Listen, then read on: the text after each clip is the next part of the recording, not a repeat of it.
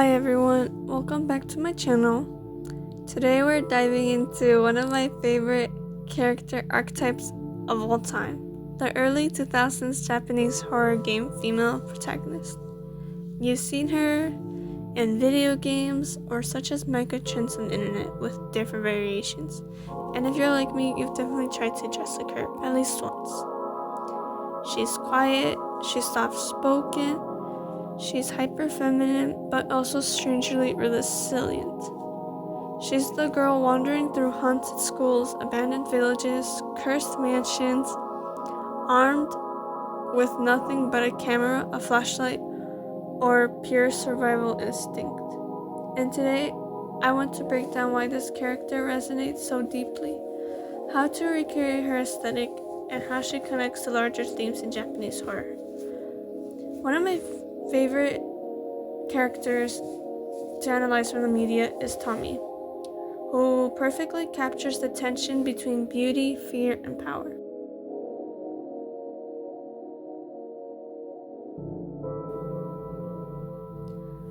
Early 2000s Japanese horror games like Fatal Frame, Clock Tower, Haunting Ground, Rule of Rose, Siren, and more were built around vulnerability. Instead of the Western final girl who becomes a warrior, these protagonists survive through intuition, empathy, and emotional intelligence. They're often teenage girls or young women, which ties into a major theme in Japanese horror: the pressure placed on young women to be quiet, beautiful, obedient, and emotionally controlled. This is where Tommy gets my attention, because Tommy exaggerates those expectations into something monstrous.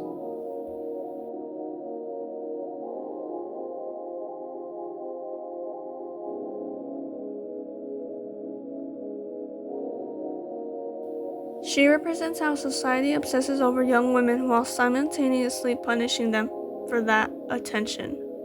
That same tension shows up in horror game protagonists. They're delicate but strong, scared but determined, soft but unbreakable.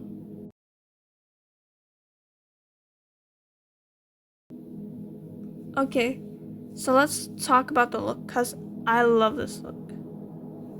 For the makeup, a matte base is everything. The contour is soft, especially on the nose. Matte lips or lightly contoured lips. Eyes are everything. For eyeshadows, do natural grays or browns. For the lashes, it could be natural too, but if you want to do manga lashes, they would work wondrous on this style. Eyeliner can be fox, cat, stray. It doesn't really have a specific one, just eyeliner looks good. Eye contacts can be optional, black, grays, or browns. Similar styles to this is soft, alt, and dolly makeup. For the hair, bangs are everything. Every protagonist has them. A layer cut, natural colors, black, brown, blonde, ginger. For the clothes, this is where the aesthetic mixes a bit. For the tops, they're usually hyper feminine, such as baby doll, cami, puff sleeves, sweetheart necklines. For the colors, they're usually dark tones with black, grays, deep reds, blues, greens, and so on. They have ruffles, lace, and layers on for design. Tops are worn untucked, very early 2000s. Bottoms are usually mini skirts, A-line, pleated, plaid, sometimes jeans or jean shorts in more tactical games.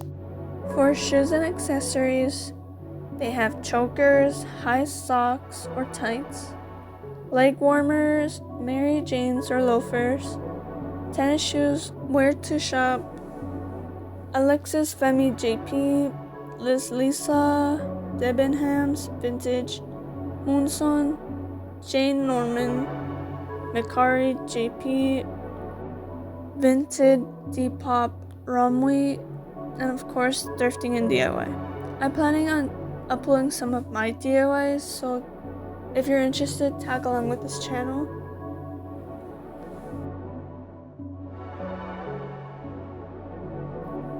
Let's highlight a few protagonists who define this archetype.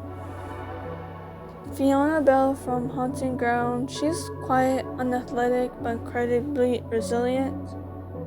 Her look consists of a platinum blonde layered hair, bangs, light blue eyes. She wears a choker, white puff sleeves top with lace, purple skirt, and knee-high boots. Emily Davis from Until Dawn. She's not a Japanese horror character, but she fits into the style. She's academically smart, she's stylish, sharp-minded. She has a black bob, brown eyes, blue eyeshadow, dark jeans, fur-trimmed boots, and a leather jacket on.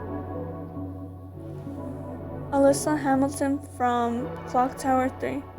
Responsible, intelligent, and compassionate. Her look, she has turquoise eyes, shoulder-length hair with bangs, green school uniform, tartan skirt. Ellie Williams from The Last of Us. She doesn't really fit into the aesthetic, but she's my favorite character, so she's here anyways. She has bright green eyes, reddish hair, side bangs. She has a tomboy style and the best personality, in my opinion. So let's talk about media influences. This aesthetic is shaped by Fatal Frame, Clock Tower, Haunting Ground, Rule of Rose, Siren, Kuwan, White Day, and other older PlayStation horror titles.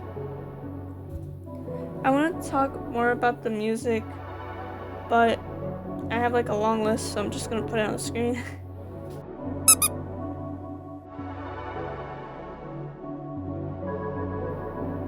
And so are the shows. I'm just going to leave a note. Many of these share themes of girlhood, vulnerability, identity, and psychological horror.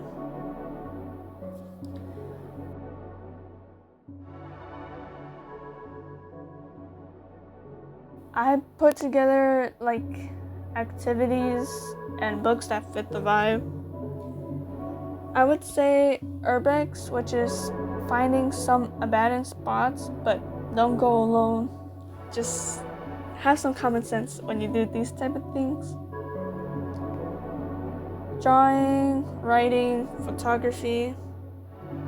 For books, I also have a list. I'm really into books, so